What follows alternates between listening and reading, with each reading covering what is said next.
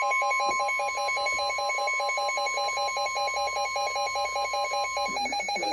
Weather Service in Chicago has issued a tornado warning for northwestern McHenry County in northeastern Illinois, northern Boone County in north central Illinois until 6:30 p.m.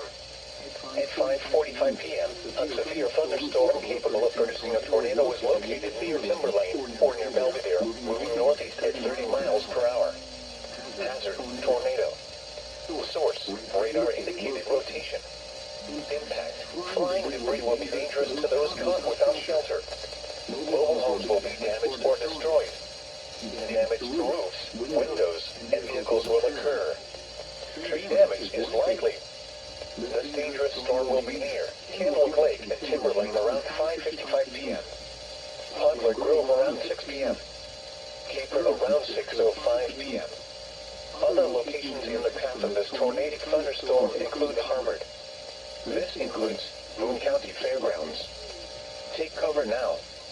Move to a basement or an interior room on the lowest floor of a sturdy building. Avoid windows. If you are outdoors, in a mobile home, or in a vehicle, move to the closest substantial shelter and protect yourself from flying debris.